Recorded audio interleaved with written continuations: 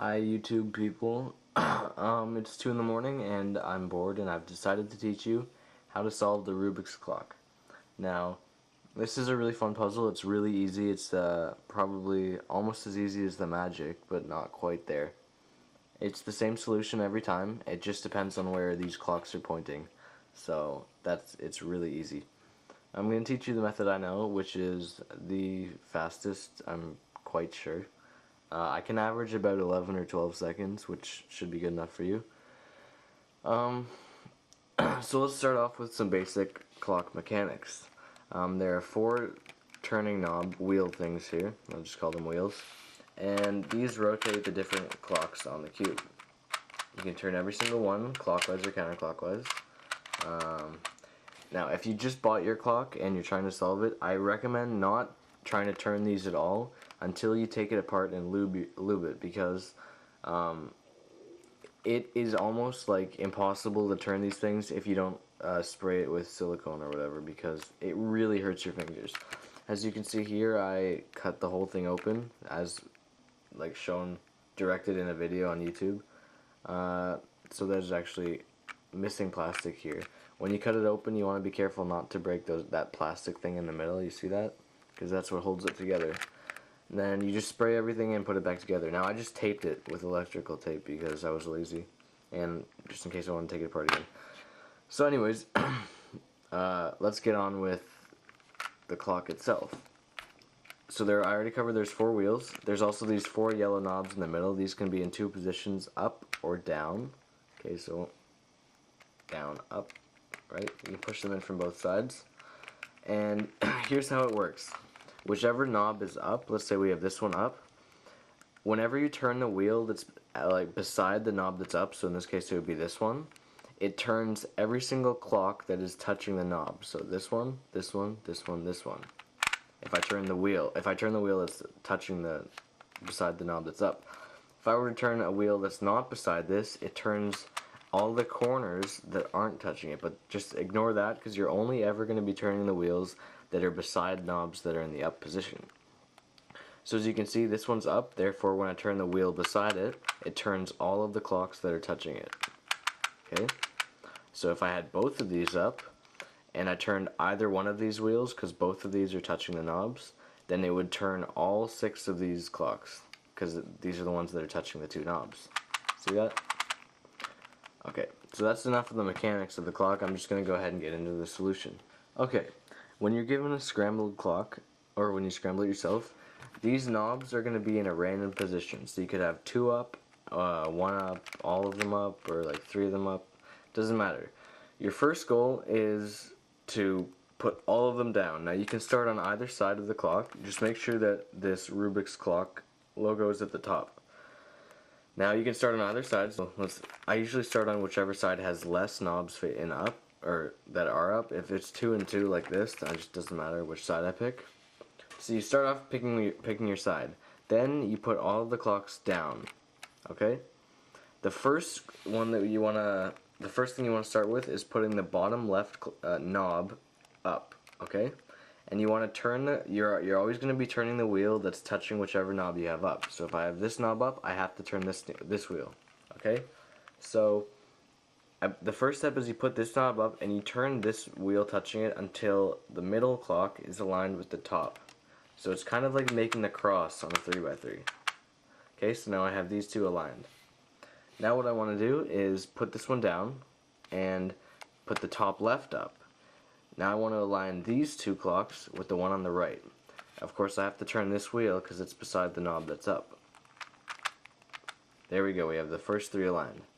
Now I'm going to put this one back down, and I'm going to turn this one up. So we started with this one, then went to this, now we're on this. And now we want to turn this wheel, because it's touching the knob, to align all 3 of these with the one on the left. Okay, so these 4 are aligned. Now we're going to put both of them up, and turn either one of these knobs. I usually just stick with this one still, so we can finally align them to the bottom. There we go. Now we want to put them all up, and turn any wheel, because they're all up, so it doesn't matter which one you turn. Turn them all to 12 o'clock.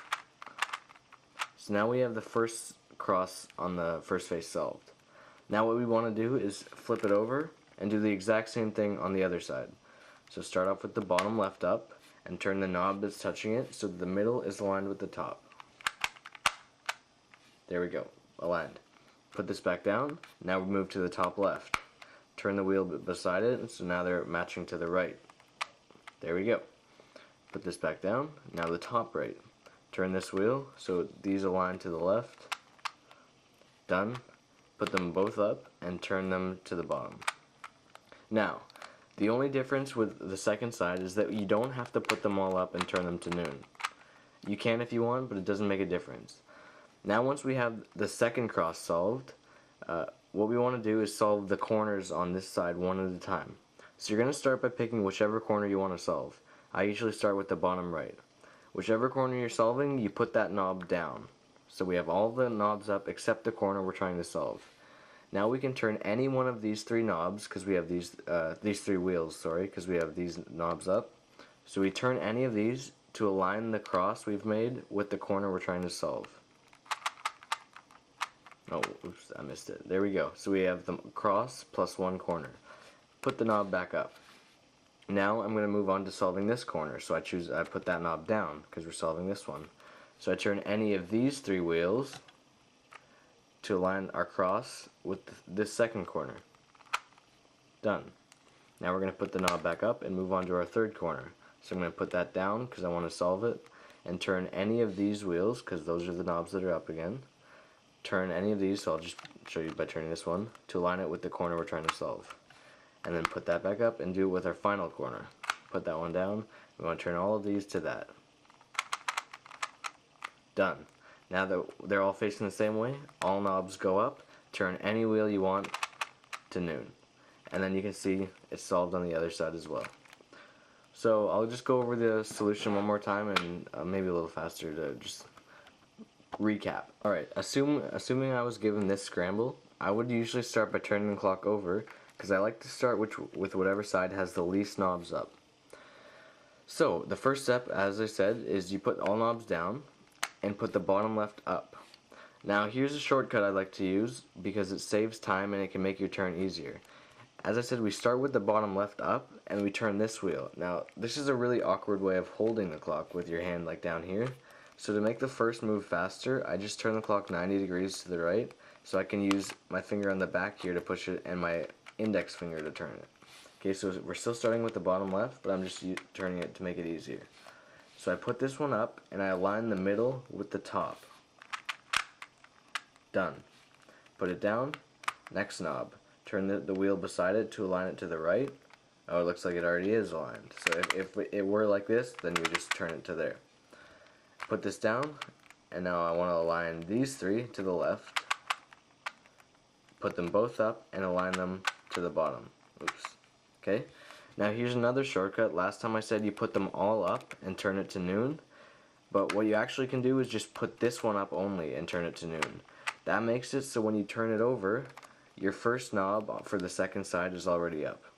Okay, so once again, you don't have to turn them all up, just these three, and then turn the middle to noon. Turn it over and do the same thing. First knob goes up, align it with the top. Second knob goes up, align these to the right. Third knob goes up, align these three to the left, both knobs up, align to the bottom. Now, as I said, you don't have to turn the second side to noon, you can just go ahead with the corners. So remember, when solving the corners, all knobs are up, except the corner you're trying to solve. So I want to match the cross to this corner, so I put it down. Turn any of these three knobs to align it to the corner. Done. All knobs up. Next corner I'm trying to solve. Turn any of these three to that corner. All knobs up. Third corner. All knobs up. Last corner. All knobs up. Noon. There you go. I'll just show you an example solve of me doing it. Okay, so I'm just going to go through a solve, show you how quickly I can go. The only way to get better is just by doing it over again, so you can get better at turning that really quick. I haven't practiced in a long time, so we'll see how it goes. And it's kind of weird I have to look to the side of the camera, but whatever.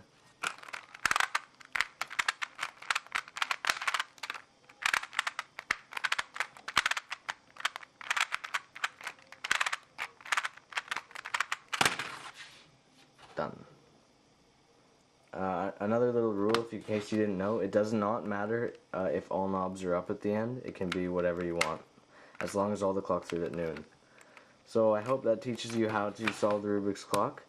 One other tip, if you notice when solving the corners or things, you know when you put all knobs up and then one down at a time, to save time at putting them all up and the next one down, if you didn't already notice, you can just push this up as you push that down, so it just looks like this. Okay, that's just really obvious, but good luck with your clock. You can get them off eBay or whatever other sites, and make sure you lube them before you try and use them because they really hurt your hands. So if you have any other questions, just ask me on the comments or send me a message. Bye bye.